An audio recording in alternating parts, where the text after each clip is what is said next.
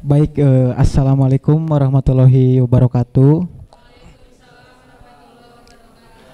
Yang terhormat Dekan Fakultas Ilmu Komunikasi, Bapak Dr. Andes Undang Sudarsana MMPD. Yang terhormat Kaprodi Ilmu Komunikasi, Ibu Samia Fadilah SIKOM MIKOM. Yang terhormat Kaprodi Ilmu Perpustakaan, Ibu Rosia Nurwa Indah. Juga para dosen yang saat ini hadir, yang telah memberikan kami ruang untuk mempresentasikan dari hasil diskusi kita beberapa waktu ke belakang. Oke, di sini kami dari Proyek Wisata Terpadu Desa Cihawuk ingin sedikit memaparkan mengenai perencanaan yang sudah kita diskusikan. Nah, dari perencanaan yang kita hasilkan, kita mendapatkan beberapa program. Ada dua program yang telah kita rencanakan. Yang pertama adalah pengembangan kapasitas membangun pariwisata berkelanjutan. Nah, yang kedua adalah upgrading manajemen wisata, di mana kedua program ini memang berkelanjutan dan juga jangka panjang. Nah, untuk bentuk kegiatannya dari program yang pertama itu adalah kita akan membuat konsep mengenai wisata alam Puncak Cahe sebagai wisata adventure dan ekoturism. Nah, setelah kita melakukan observasi dan diskusi dengan aparatur desa di sana, ternyata memang aparatur desa di sana sudah merencanakan bahwasanya si Puncak Cahe ini akan dijadikan suatu objek wisata. Tetapi memang secara konsep mereka masih belum ada. Bahkan kepala dusun dari Desa Cihawuk pun meminta konsep kepada kami bagaimana caranya si Puncak Cahe itu bisa jadi suatu objek wisata yang memang mengandung edukasi. Nah, dari kesimpulan itulah kami menerapkan konsep wisata adventure dan juga ekoturism yang memang akan kita berikan kepada aparatur desa, yang mungkin nantinya si konsep ini akan dikolaborasikan kembali dengan konsep dari aparatur desa di sana. Nah, si konsep ini selaras juga dengan keadaan di Puncak Cahe itu sendiri, karena si Puncak Cahe ini terbagi menjadi beberapa kawasan. Salah satunya adalah milik perhutani. Nah, si perhutani ini tuh ingin ketika si Puncak Cahe dijadikan objek wisata, ada beberapa penanaman pohon dan juga penghijauan. Nah, ini pun bisa masuk ke dalam konsep si ekoturism ini. Nah, mungkin nanti pada prosesnya membuat konsep wisata ekoturism, kita mungkin akan lebih banyak berkonsultasi dengan beberapa dosen yang memang bisa menuntun kami gitu untuk membangun konsep si ekoturism tersebut. Nah, kegiatan yang kedua adalah melakukan sosialisasi terkhusus kepada aparatur desa dan kelompok organisasi masyarakat dari hasil pengembangan ataupun pembuatan konsep si Puncak Cahe ini, yang nantinya aparatur desa mungkin akan kembali mempertimbangkan dan juga rencana tindak lanjut itu mungkin akan direalisasikan oleh mereka. Nah, yang ketiga adalah kegiatan membangun website media sosial Desa Cihawuk. Dari hasil observasi kita selama beberapa bulan ke belakang, memang Desa Cihawuk ini memiliki kelompok organisasi masyarakat yang cukup aktif.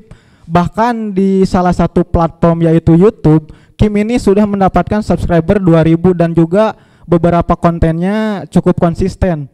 Nah, selain itu memang beberapa potensi wisata di Puncak Cahe ini sudah terbranding oleh mereka, tetapi memang karena ada satu dan lain hal yang membuat konsep ataupun perencanaan terkait pembangunan objek wisata di Desa Cihawuk ini terhambat.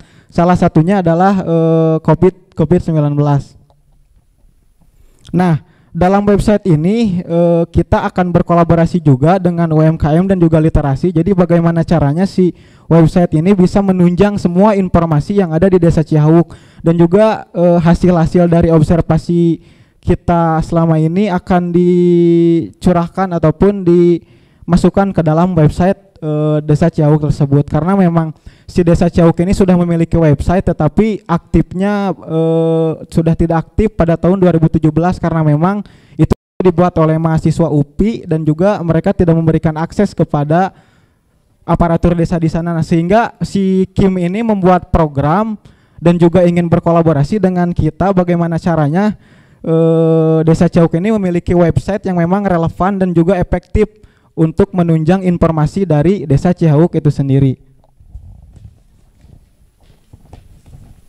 Nah, setelah kita membuat website yang memang bisa diterapkan di Desa Cihauk, kita akan melakukan sosialisasi terusus kepada aparatur desa dan juga masyarakat luas, sehingga mereka tuh bisa tahu bahwasanya memang Desa Cihauk ini memiliki website yang bisa mereka akses selama ini, karena sebagian masyarakat di Desa Cihauk itu tidak mengetahui bagaimana potensi objek wisata di Desa Cihauk, bagaimana terkait UMKM dan juga literasi, karena memang terhambat entah itu dari faktor jalan yang memang dari dusun ke dusun lain itu sangat jauh, sehingga ada beberapa dusun yang memang tidak mengetahui sebetulnya di desa mereka tuh mempunyai potensi-potensi yang bisa dikembangkan.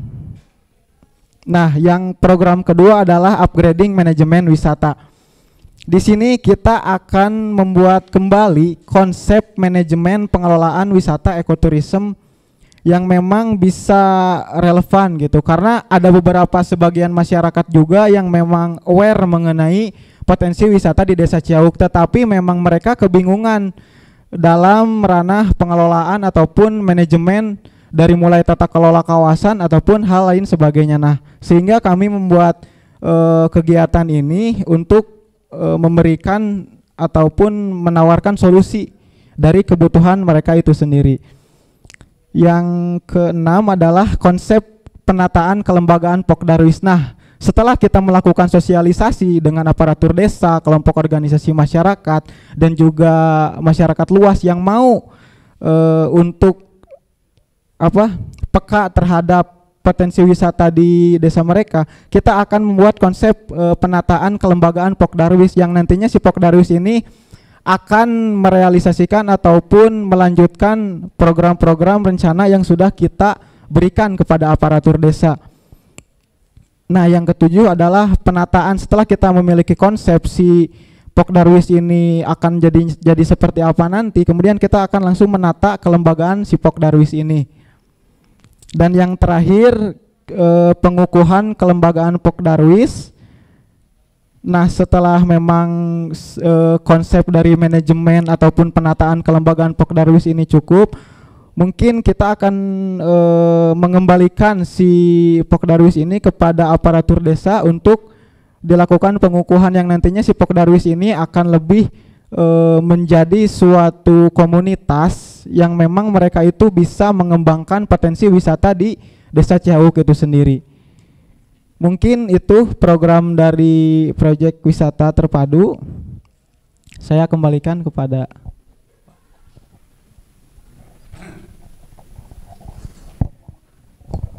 Baik, terima kasih paparan yang cukup singkat, tetapi insya Allah bisa kita tangkap ya.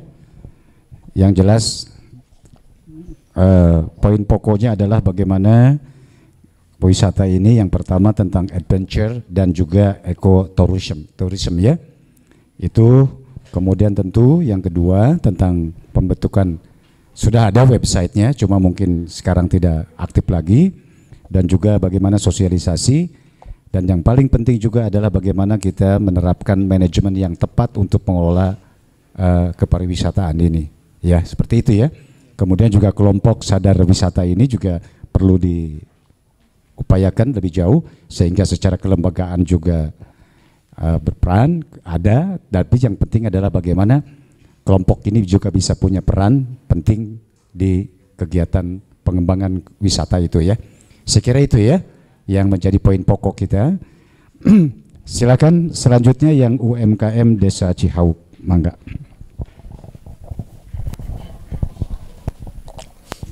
Assalamualaikum warahmatullahi wabarakatuh. Perkenalkan ya, nama saya Aib Saifuddin, perwakilan dari proyek UMKM Desa Cihauk.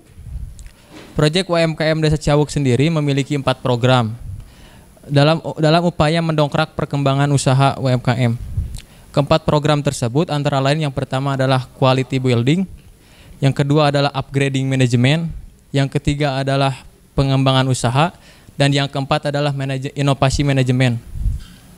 Untuk program yang pertama, yaitu quality building, akan diisi dengan kegiatan workshop peningkatan sumber daya manusia dalam konteks literasi digital. Yang mana dengan terselenggaranya workshop tersebut, diharapkan masyarakat Desa Cihawuk dan terkhusus para pelaku UMKM bisa lebih maksimal dalam memanfaatkan teknologi digital saat ini dalam upaya pengembangan usahanya. Lalu kegiatan selanjutnya yaitu workshop pengelolaan modal dan pendapatan.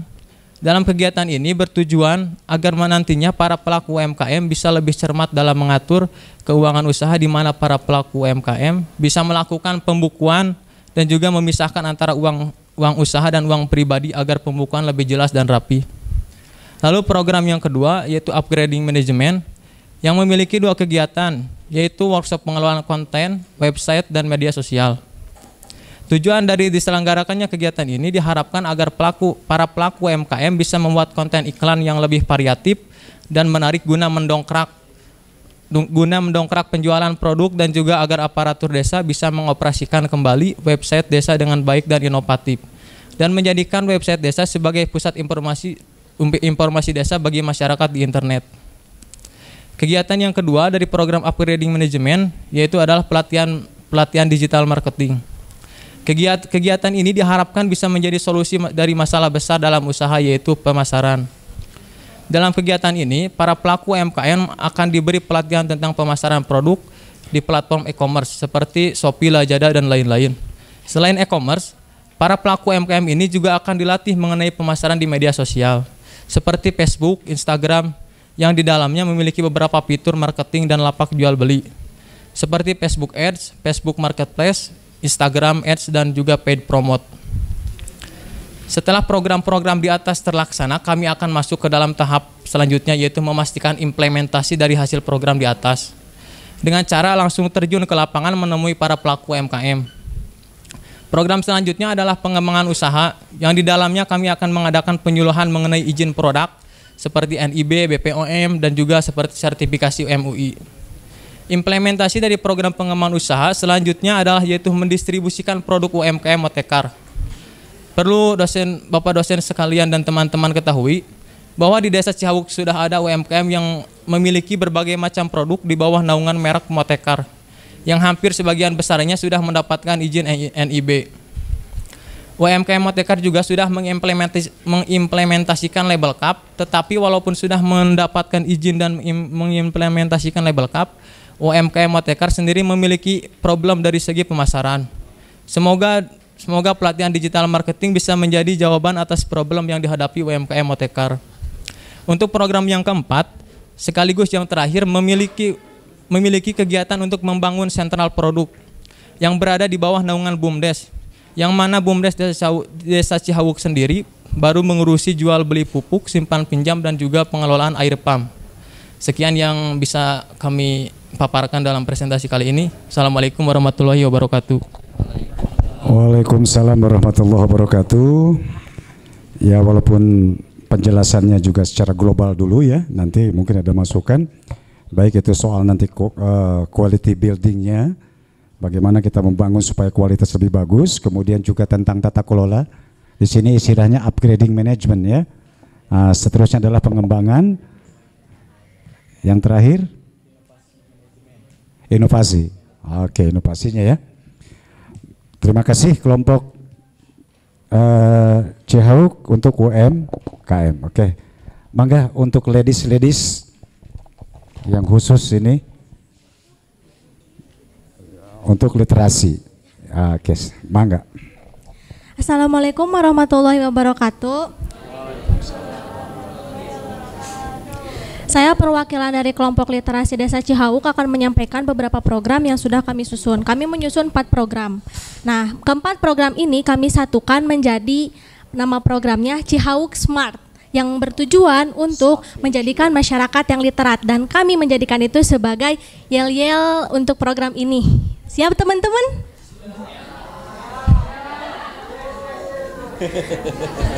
Satu, dua, tiga. Cimart, menjadikan masyarakat yang literat.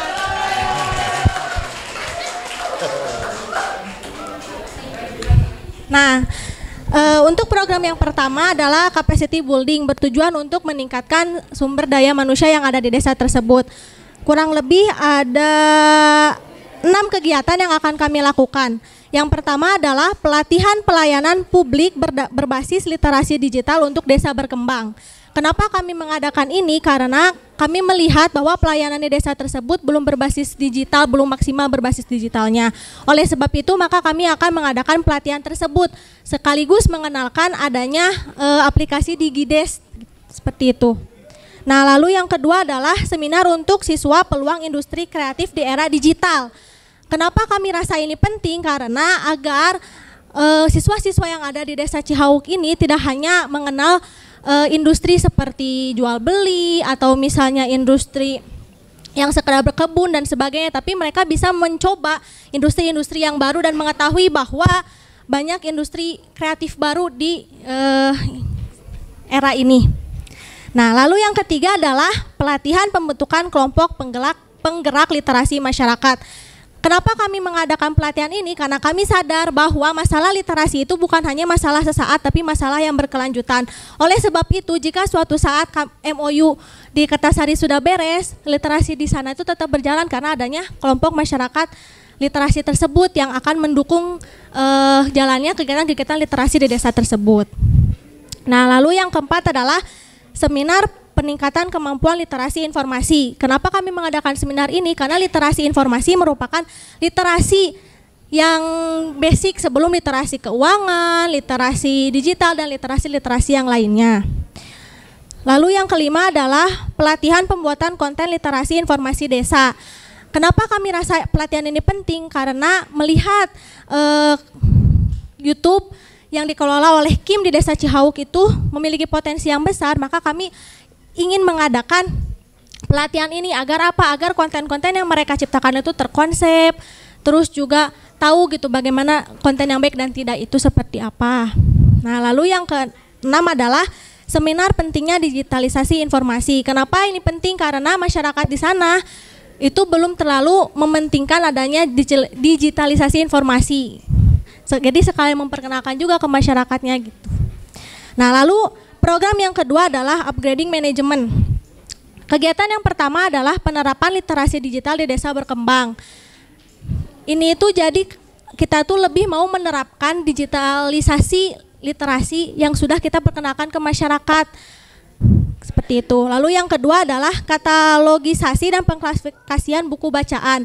Kenapa ini kami taruh di upgrading manajemen? Karena melihat di berbagai sekolah, lalu juga perpustakaan desa yang kecil di sana, katalogisasi itu belum mereka lakukan gitu. Jadi kita ingin membagi ilmu yang kita punya kepada mereka agar mereka bisa mengkatalogisasi buku-buku bacaan yang ada di perpustakaan-perpustakaan mereka.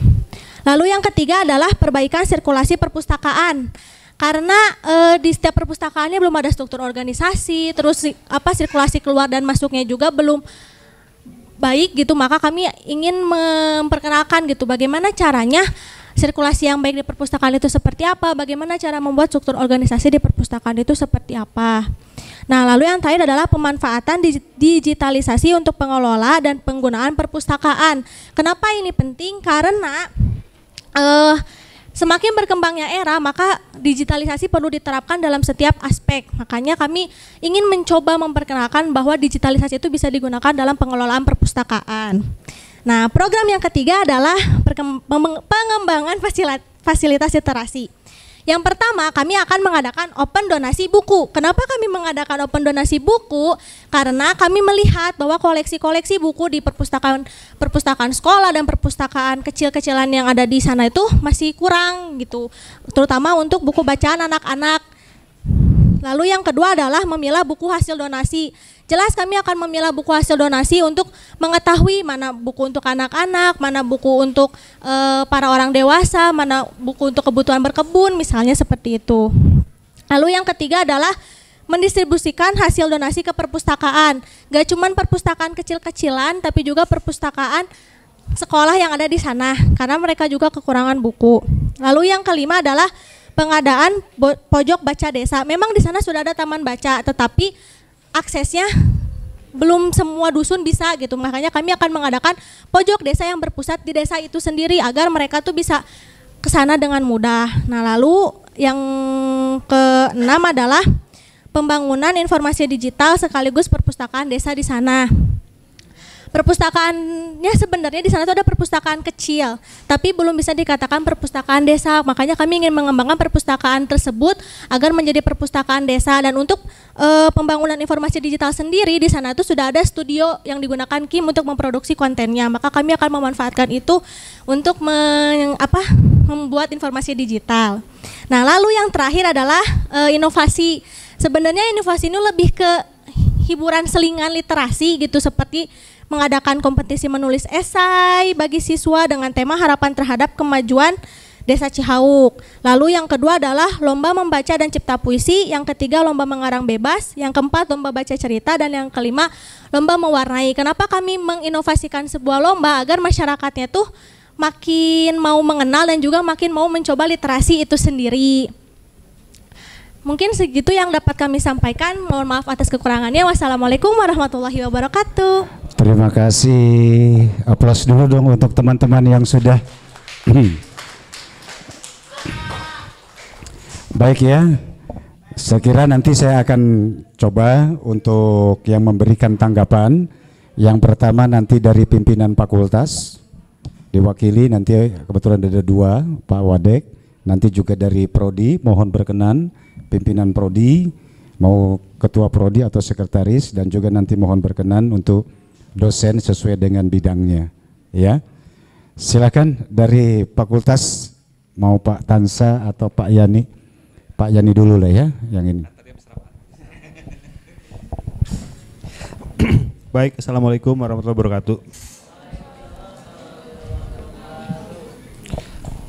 Sedikit mau mengomentari yang yang UMKM kayaknya ini padat modal ya. Ngurus sertifikat halal itu paling murah 300.000, belum yang lain-lain. Bahkan sekarang ada yang namanya konsultan untuk ngurus sertifikat halal. Paketnya mulai dari 3 juta sampai nggak tahu berapa. Yang katanya sekarang jadi penghuni ruko kosong juga sampai sekarang belum ngurus. Miksu ya. Bacanya gimana? Itu aja sampai sekarang belum ngurus, modalnya gede banget. Jadi tolong dipertimbangkan yang disampaikan tadi itu padat modal sekali. Sementara UMKM ketika kami KKN di sana, mereka tuh pengennya gratis, pengen diurusin. Kecuali kalau kalian mau ngemodalin, itu kan berat. Itu komentar singkat dulu. Nah, kalau yang literasi kayaknya banyak banget programnya, tapi lagi-lagi butuh waktu, butuh biaya juga ya. Coba dipertimbangkan dari sisi itunya, dari sisi anggaran. Biar nanti lengkapnya sama yang lain. Saya ngeritik, bukan ngeritik, ngasih masukan dikit aja. Lalu yang pariwisata. Pariwisata, permasalahan di Kertasari itu tracknya ya, jalurnya, apalagi Cihauk. Saya nyari-nyari data Cihauk itu susah.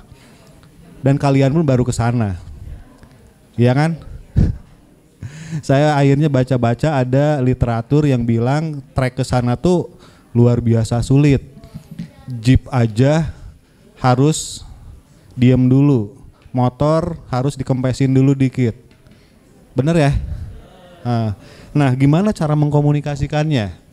Yang udah ada data itu Tegal Panjang, kurang lebih treknya sama. Tapi dari desa ke Tegal Panjangnya itu ya savana ya. Lumayan juga ternyata, jalan kaki itu bisa sampai 3 jam. Nah, nggak tahu ini puncak saya gimana? Puncak saya. Nah, itu gimana treknya? Sama aja ya. Nah, kira-kira kalau dari sisi apa ya namanya keaslian mungkin masih asli ya. Di Tegal Panjang pun ternyata masih ada harimau Jawa, masih ada, nggak mungkin juga di situ ada. Terus ada elang masih banyak di sana, mungkin di situ juga ada. Nah, itu menandakan masih asri di situ. Nah, dari data-data tersebut, ini mungkin nyambung juga nanti dengan yang lain. Saya belum ngelihat dari sisi misalnya ya pendekatan IMC, Integrated Marketing Communication.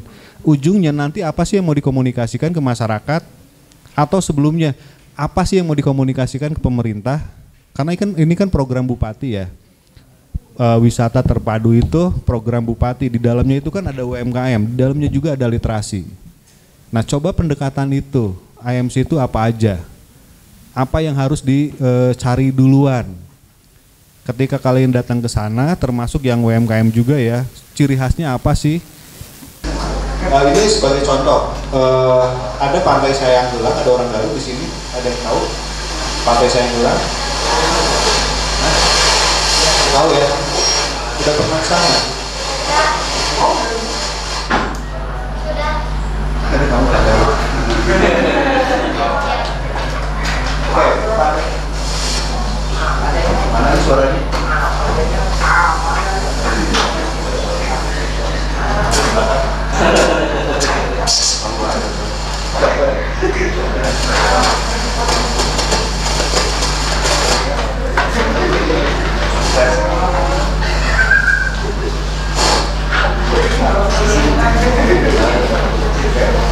Apalagi kalau dikaitkan dengan ini ya, dengan program pariwisata Jawa Barat, itu kan harus dinamakan kearifan lokal. Ketika ditanya kearifan lokal setiap daerah wisata itu ternyata susah. Bahkan Pemkab Garut, kemudian Pemprov juga isi Pangandaran, lalu ya, itu udah kehilangan identitas. Nggak ada lagi kearifan lokal di situ. Nah, kira-kira kearifan lokalnya apa yang bisa dikomunikasikan? Kalau di Sayanggelang, banyak termasuk Solo kan ada namanya mata lembu atau mata sapi ya. Tahu nggak?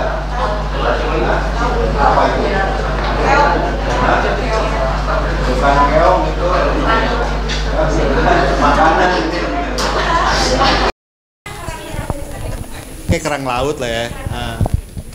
Nah kayak gitu itu bisa dijadikan kuliner khas. UMKM nyambung nggak dengan itu contoh. Coba cari kekhasannya.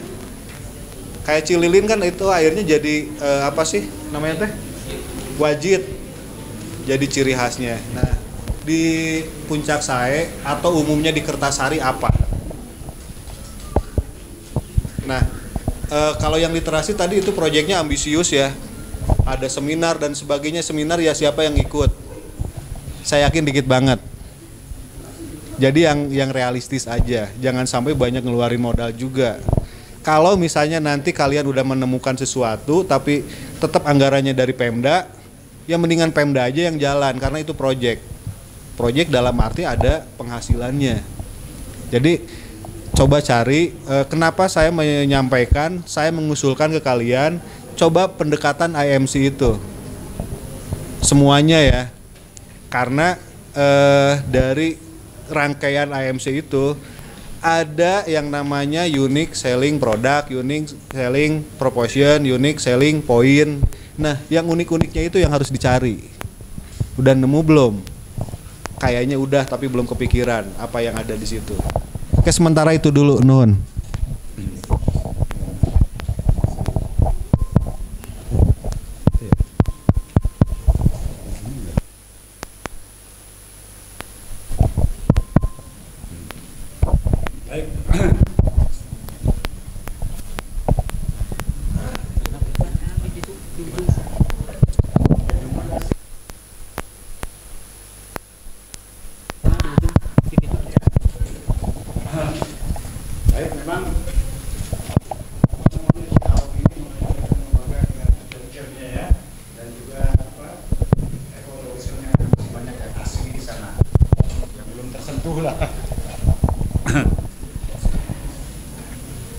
Poin pokoknya tadi yang diharapkan adalah adanya yang terkait dengan kearifan lokal. Salah satu wisata yang diharapkan di negeri kita, Bali itu bertahan karena kearifan lokalnya luar biasa. Ya, bukan hanya sekedar tempat wisata cuma sekedar main-main, tapi ada kearifan lokalnya yang memang bisa dapat di sana. Istilahnya kalau dulu kalau ke Garut nggak beli dodol kan gitu ya, kayaknya nggak sah ke sananya gitu. Ke Mekah atau ke Madinah kan gitu. Kalau ke Mekah nggak bawa kurma kan gitu ya. Baik, dipersilahkan dari prodi, baik itu ilmu komunikasi ataupun perpus, silakan yang bisa mewakili. Sini aja Pak, kedengeran. Bismillahirrahmanirrahim. Assalamualaikum warahmatullahi wabarakatuh. Teman-teman dari kelompok wisata paling ya, saya mau nanya dulu deh ke wisata. Ada yang menarik soal ekoturism gitu ya, cuma mungkin kalau di sini di daftar yang teman-teman kirim di nomor 1 tuh kan konsep gitu ya, membuat konsep mengenai wisata alam sebagai wisata adventure gitu ya. Apakah misalnya konsep ini masih benar-benar sudah terbayang belum gitu misalnya? Adventure, konsep wisata adventure dan ekoturismnya itu seperti apa? Sejauh mana gitu? Apakah misalkan sampai sejauh bahwa karena ini menebalkan ekoturismnya gitu ya? Kalau pemahaman saya malah lebih pada kalau misalkan kita ngomongin wisata otomatis ada pengunjung. Kalau ngomongin ke pengunjung berarti kita juga harus memikirkan bagaimana keberlangsungan ekosistem di sananya juga kan, termasuk kayak misalkan bagaimana sih nanti sampah yang tersebar di sana karena adanya wisatawan gitu ya. Karena kemarin saya ke Aljabar pun itu penuh dengan sampah gitu ya. Apalagi ini yang menebalkan sisi eko wisatanya gitu yang karena ada saudara Pak pengen ke Aljabar, jadi ikutan deh ke Aljabar. Jadi ya maksudnya jadi misalnya ya konsep-konsep kayak gitu, maksudnya sejauh mana sih bayangan teman-teman gitu soal ekowisata ini gitu ya. Apakah misalkan sampai kepikiran bahwa karena ini ekowisata gitu ya, sampai kepikiran bahwa ini sistem persampahannya pun harus bagus gitu. Harus benar-benar sudah dari awal di konsep sedemikian rupa sehingga nantinya ketika misalkan wisata itu memang sudah ramai oleh pengunjung, sampah itu bukan sesuatu yang masalah gitu karena mereka sudah siap gitu. Warga di sana sudah siap untuk mengelola sampahnya. Gitu sih teman-teman.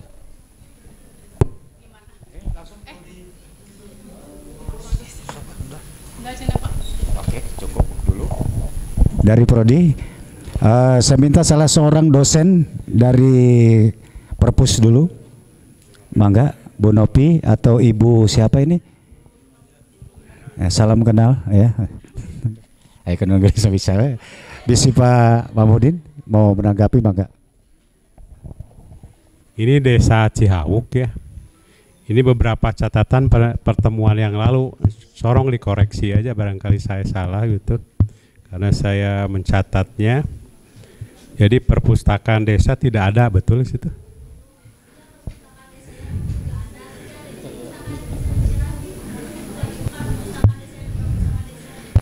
Iya, kemudian juga sekolah ada 6 ya.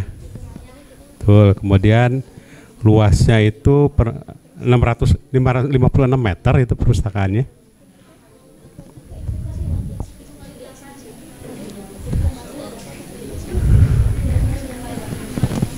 Ya, sistem perpustakaan juga tidak ada, SDM tidak lagi, apalagi website gitu ya.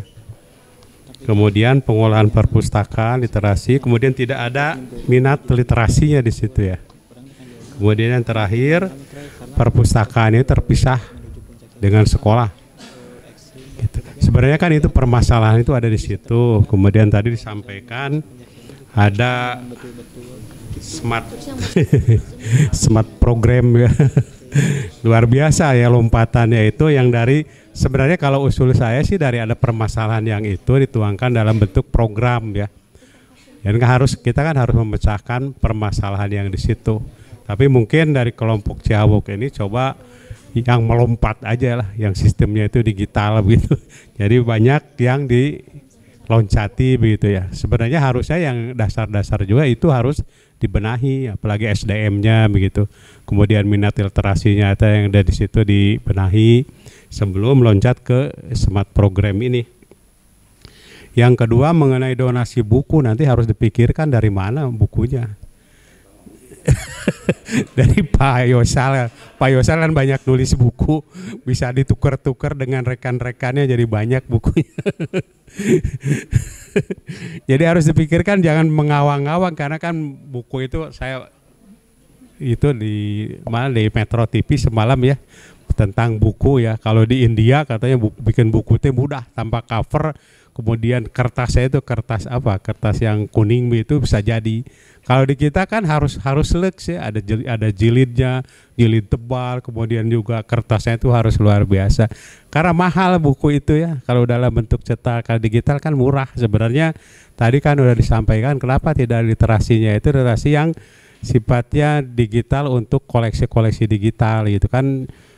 Luar biasa, Perpustakaan Nasional sudah menyediakan, di Pusipda sudah menyediakan, juga ada rekan-rekan yang peduli buku itu banyak yang membuat buku-buku, jadi harus dieksplor aja begitu buku-buku digital ini sebelum, kalau syukur-syukur ada ya donasi bukunya itu. Kemarin kan kunjungan karena ke ITB akan ada dana buku, tapi 3 tahun katanya ke depan baru ada bukunya. Aduh, udah kemana siswanya juga udah pada lulus ya. Jadi kalau usul saya tadi ada permasalahan dituangkan ke sini. Kalau misalnya programnya akan seperti ini ya tidak apa-apa, tapi jangan terlalu luas begitu ya. Ini kan banyak ya, banyak sekali modal literasi, seminar literasi, pelatihan konten literasi, kemudian seminar literasi banyak yang berulang begitu itunya. Kecuali nggak bisa mengurai itu satu-satu. Ini satu aja program ya, literasi atau satu program tapi bisa mencakup keseluruhan gitu. Kemudian penerapan digitalisasi literasi, nggak tahu saya bentuknya seperti apa gitu. Kemudian katalogisasi bahan bacaan, perpustakaannya belum ada katalogisasinya, sudah kan dimulai begitu.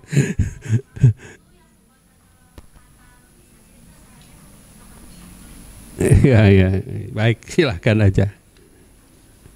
Dengan juga nanti ada sirkulasi gitu kan, itu terkaitan antara katalogisasi, sirkulasi, perpustakaannya harus ada betul, dan organisasinya udah kan katanya mau diusulkan.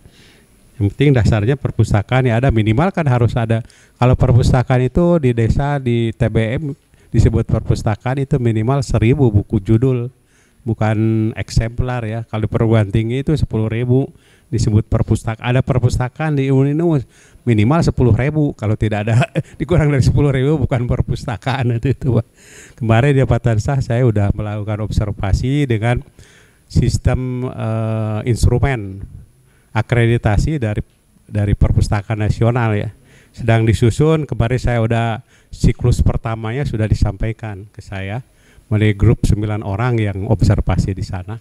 Kemudian juga semester 5 sekarang sudah ada laporannya siklus pertama, siklus keduanya nanti sedang disusun, nanti akan saya sampaikan ke Pak Wadek, Dekan. Kalau misalnya nanti mau mengusulkan ke rektor bagus ya sebagai referensi bahwa perpustakaan ini kondisinya seperti ini, kondisi existingnya. Kemudian ini bandingannya dari ITNS sebagai swasta, PT Perpustakaan satu lagi dari ITB yang negerinya. Nah di ITB makia, di Uninus di ITNS makia. Nah kondisi perpustakaan di Uninus makia begitu. Kan ada ya, ada bukti kalau kita mengajukan sesuatu harus berdasarkan data begitu. Hasil bagus-bagus memang kalau kunjungan kan hanya selintas, sebenarnya itu subjektif ya datanya. Saya bilang kalau Pak gimana nih nggak ada yang ini, isi aja lah minimal 60 atau 40 gitu. Karena kalau observasi untuk akreditasi kan banyak komponennya. Sampai 100 lebih, kalau setengah hari itu nggak mungkin ya untuk pengumpulan data. Itu saja mungkin ya dari saya, terima kasih. Hatur nuhun. Oh mangga Bu Nopi, mangga. Baiklah, Assalamualaikum warahmatullahi wabarakatuh. Untuk literasi betul sekali yang dikemukakan oleh Pak Yani tadi dan Pak Mahmudin ya. Kenapa sih programnya itu tidak yang sederhana saja. Ya, dilihat dari kondisi perpustakaannya di sana, ya. Masyarakatnya seperti apa? Sekolahnya ada berapa?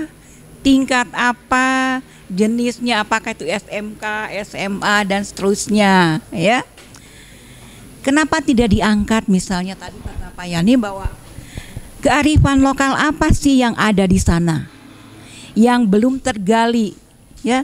Kenapa Bu Rayot jadi maskotnya Garut, ya? Cililin ini, apakah ada semacam apa makanan yang bisa diangkat atau daerah-daerah tertentu di sana? Nanti jangan dikatakan bahwa apa ini Cihawuk aya henteu euy dinu peta, nah gitunya gitu. Seperti di Garut kan, aya dinu peta, geus aya RT RW-nya kan gitunya. Nah, diangkat yang begitu-begitu dulu, yang sederhana seperti itu, ya. Dan yang kira-kira mungkin, jangan dipaksakan seminar-seminar naon kaitannya dengan ini, ya. Sedangkan pengelolaan fokus saja pada pengelolaan pelayanan, ya. Pelayanan yang kira-kira barudak teh bisa datang ke perpustakaan, bisa minjem, bisa baca itu. Berapa yang dipinjam, berapa yang dibaca, hasil baca teh kumaha? Aya perubahan teu? Itu saja dulu, ya. Ya. Donasi buku. Wah, riweuh. Donasi nyuhunkeun ka ditu nyuhun ka dieu. Ari nu daratang teh buku nu tos dipiceunan ku batur oge. Untuk apa? Ya. Coba minta donasi-donasi yang kira-kira ada manfaatnya, bisa dibaca oleh murid, bisa dibaca oleh guru, sehingga manfaat, tidak ngaherinan wungkul. Itu ya, diperhatikan seperti itu. Layanan-layanan yang bisa menarik untuk anak-anak, misalnya untuk SD kelas kecil, ya. Coba dengan storytelling, dengan bermain-bermain yang terstruktur, sehingga dia itu masih apa? Merasa tidak terpaksa ke perpustakaan itu, ya. Itu saya kira cukup itu saja, menambahkan mudah-mudahan apa yang bisa kalian lakukan di sana bisa bermanfaat. Terima kasih. Assalamualaikum. Waalaikumsalam. Terima kasih. Itu nasihat dari seorang ibu, ya. Dengarkan. Oke. Saya kira yang terakhir singkat, padat biasanya kalau beliau menyampaikan, tapi harus cepat dipahami. Mangga Pak Yosal untuk memberikan masukan, terutama yang tadi smart Cihawuk smart village ini. Ya, Assalamualaikum warahmatullahi wabarakatuh. Saya mah cuma satu, ini program masing-masing Pak Burencai gitu, padahal di desa yang sama. Saya cuma ngingetin ngutip Amartya Sen bahwa untuk meningkatkan kesejahteraan itu bukan butuh duit, tapi butuh sirkulasi informasi di desa tersebut. Sehingga programnya adalah gimana supaya informasi itu sampai ke semua orang. Ada informasi pengetahuan, ada informasi faktual, ada kemampuan mengakses informasi, sehingga mereka Amartya Sen itu cuma 3 hal aja yang diperbaiki: kelembagaan, sistem, sama SDM. Jadi kesejahteraan itu akan mengikuti informasi yang tersirkulasi dengan baik, sehingga tugas kita programnya gimana supaya informasi itu bersirkulasi dengan baik. Gitu aja. Assalamualaikum warahmatullahi wabarakatuh. Betul kan? Singkat tapi padat. Bagaimana sirkulasi informasi itu bisa terus berjalan. Artinya ada 3 tadi apa? Kelembagaan, sistem, SDM. Saya hanya mengulang aja. Kalau kalian kan pasti hafal dah. Supaya adil, tadi kalian memaparkan, kemudian kami nanggapi. Silakan bikin closing statement dari tiap kelompok. Setelah menerima masukan itu, apa yang mau, nanti baru selesai ini ditutup nanti oleh Pak Tansa, ya, untuk season ini. Oke, mangga 2-3 menit saja.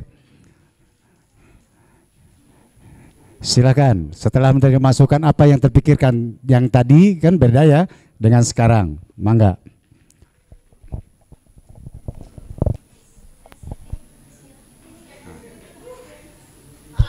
Tes, oke. Seperti yang dikatakan Bu Ratu tadi, kenapa kalau misalnya Puncak Cai ini harus jadi kenapa kita yakin kalau misalnya ini bisa dijadikan wisata ekoturism ataupun wisata adventure? Karena kita juga udah diskusi sama beberapa dosen tentang program kita untuk di Puncak Cai ini, dan ada beberapa masukan. Salah satunya masukan dari Bapak Tansah kalau misalnya untuk fasilitas terutama jalan sendiri itu bukan urusan kami, dan itu nggak bisa banget kami benahi, apalagi jalan yang di sana itu terjal dan curam, dan cuman beberapa kendaraan tertentu aja yang bisa dilewati. Nah, kalau misalnya seperti itu permasalahannya, dan hanya Puncak Cai aja yang mungkin bisa dibilang mudah diakses daripada 2 wisata lainnya. Kan di Cihawuk tuh ada 3 wisata. Yang pertama adalah Curug Panganten, kedua Puncak Cai, yang ketiga di Dusun Ciakar itu ada goa. Tapi yang kita kedepankan di sini dan sudah berdiskusi sangat panjang, Puncak Cai di sini lebih berpotensi, karena kalau misalnya seperti yang kita ketahui, kalau misalnya Curug Panganten itu harus masuk ke dalam perkebunan, persawahan, dan melewati sungai. Itu medannya berat banget, harus ada perbaikan sana sini, dan itu nggak make sense banget kalau misalnya kita kedepanin itu. Apalagi di goa itu, goa pembangunannya juga harus ekstra. Jadi kita memutuskan untuk Puncak Cai. Di sini Puncak Cai walaupun jalannya seperti itu, tapi agak mending dari yang kedua itu. Puncak Cai di sini teman-teman jalannya tuh kayak terjal, bebatuan, curam, benar-benar naik gunung banget. Dan di situ karena nggak semua kendaraan bisa melewatinya, cuman beberapa kayak motor trail ataupun mobil yang didesain khusus. Kenapa? Ya udah kita bukan cari aman ya, cari yang emang lebih tepat aja, jadiin wisata adventure atau ekoturism lebih cocok. Karena kan kalau misalnya orang-orang yang benar besar anak-anak motor trail gitu kan suka kayak ya ekstrim gitulah pokoknya mah, ya itu cocok banget kalau misalnya dibuka wisata ekoturism sama adventure kayak gitu. Silakan Bapak. Oke, terima kasih, udah cukup.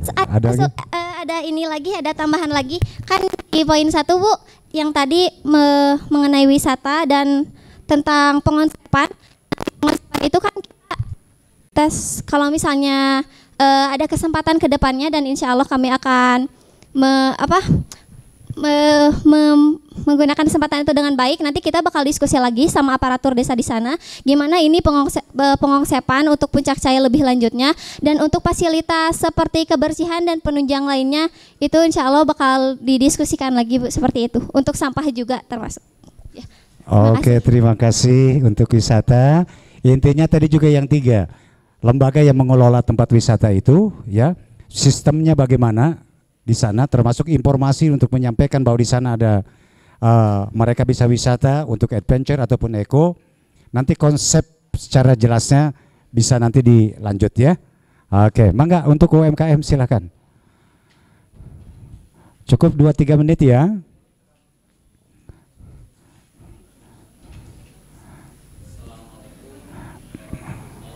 Tuh.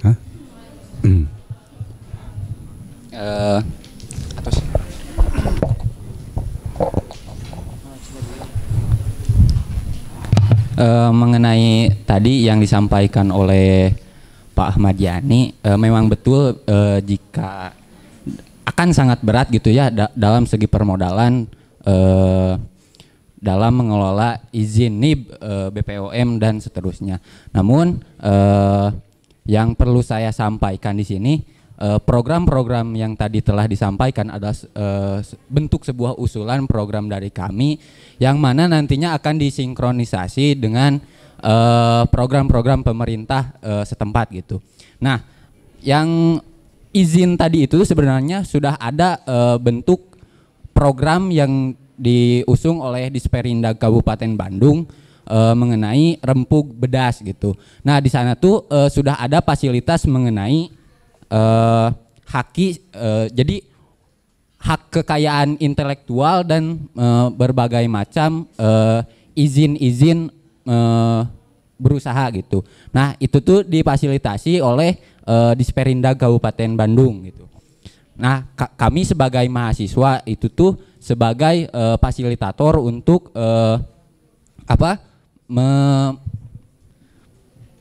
menjemput sebuah program yang telah dilaksanakan oleh Disperindag untuk sampai ke desa-desa di desa Cihauk gitu.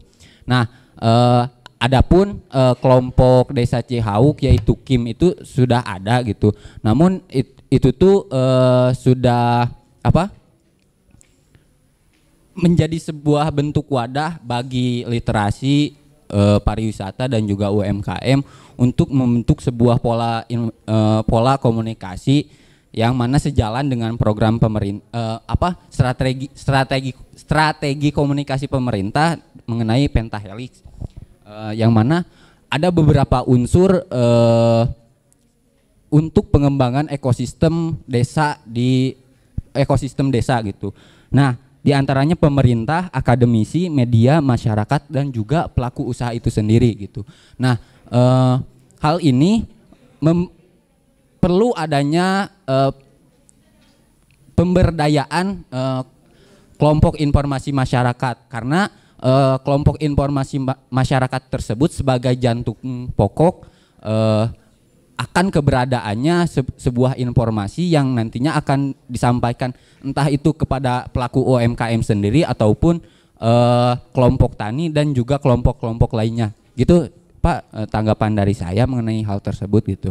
Jadi kami itu tidak memang akan berat jika kami yang menanggung semua modal tentang perizinan tersebut, tapi sejalan dengan apa yang fakultas gagas dari awal, mahasiswa sebagai fasilitator dalam mengkomunikasikan sebuah gerakan UMKM yang lebih maju. Nah, kami hadir di sana sebagai unsur komunikasi pentahelix tadi gitu. Segitu Pak. Assalamualaikum warahmatullahi wabarakatuh. Oke, terima kasih. Jadi rempuk bedas itu dimaksimalkan ya UMKM.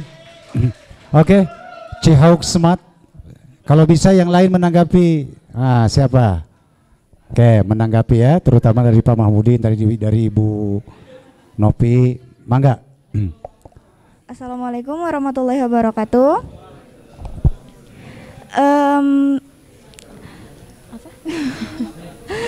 Ngomong dulu baru senyum ya. Jadi yang dapat kami ambil dari catatan-catatan yang telah diberikan oleh dosen dalam program yang telah kami buat, bukan berarti kita yang menanggung modal itu tersendiri. Kita sebagai mahasiswa yang melakukan program ini, kita hanya sebagai kita hanya menjembatani dan mengajukan kepada desa tersebut untuk melakukan kegiatan ini gitu. Terus kita juga memberikan edukasi terkait dari program-program yang kita buat ini. Nah, untuk sasaran kita yang pertama adalah untuk perpustakaan sekolah.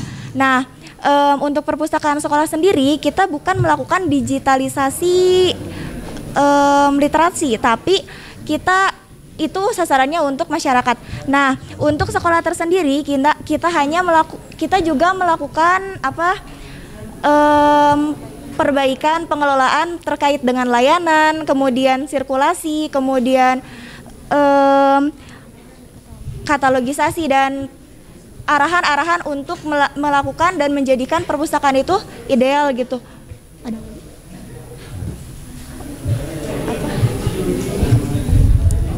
Sok badami heula tah. Yuk sok.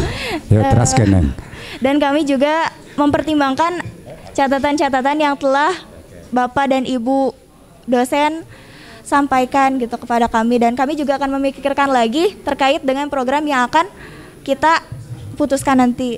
Terima kasih. Oke, terima kasih ya.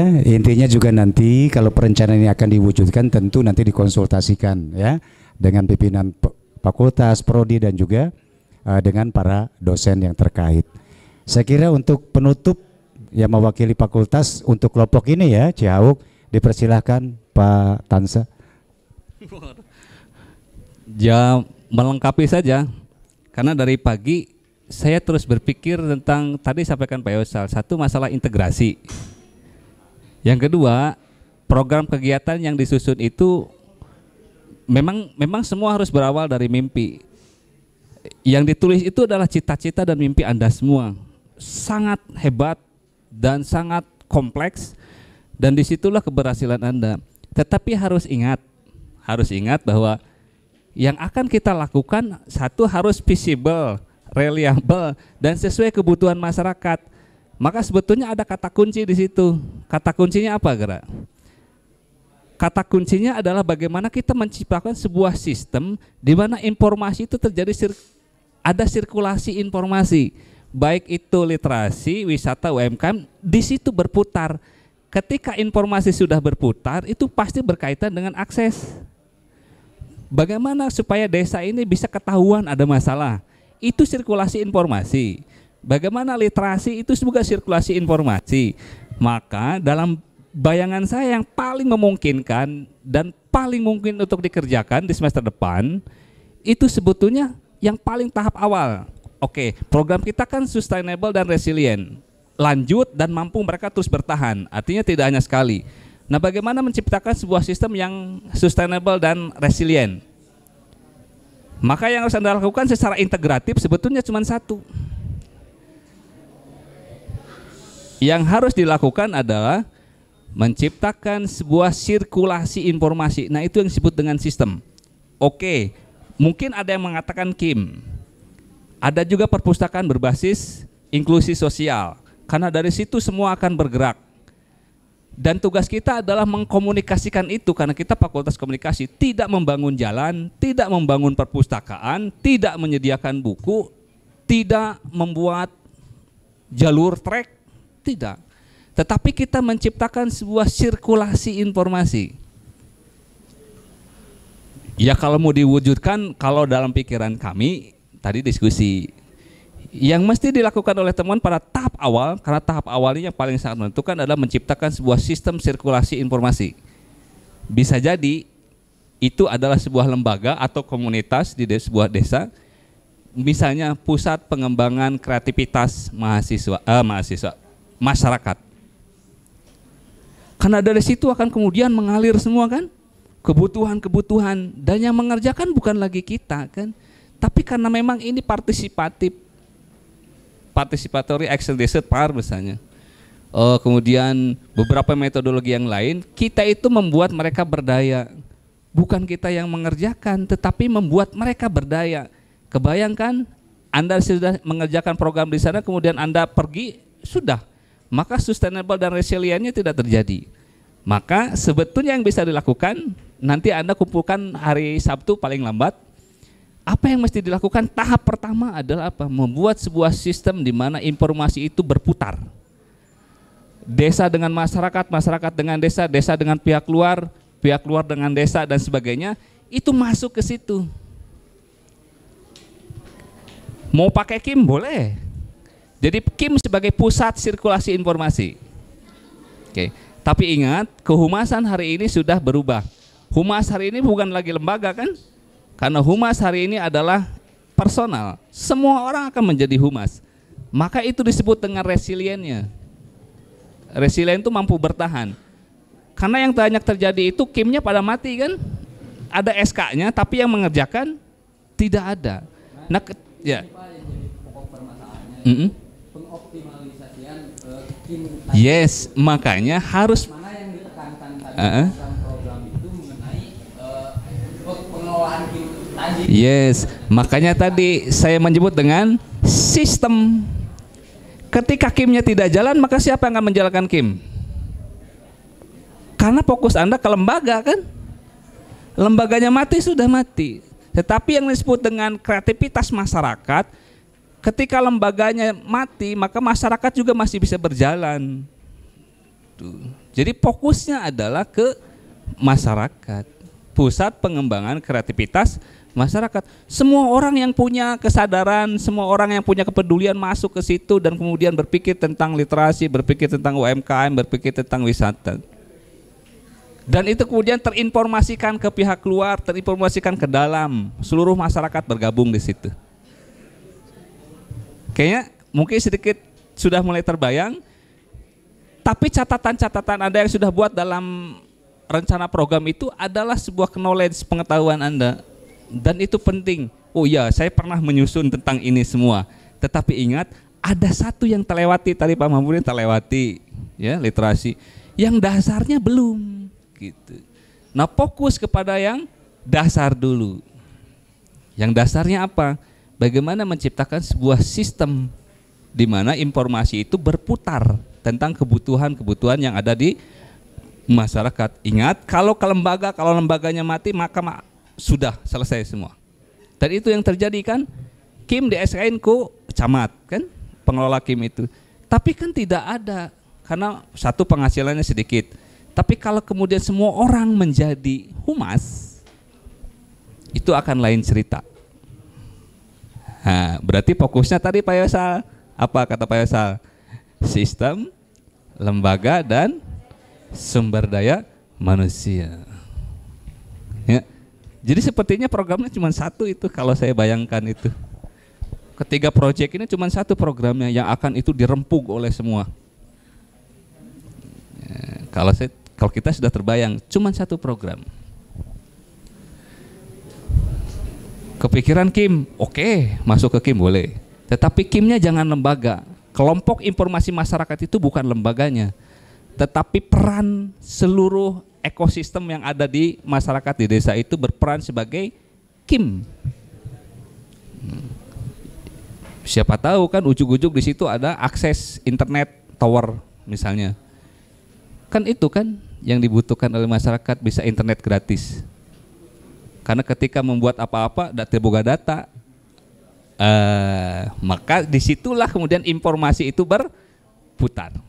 Itu saja, terima kasih. Assalamualaikum warahmatullahi wabarakatuh. Baik, terima kasih untuk para mahasiswa, juga yang dosen-dosen yang telah memberikan tanggapannya.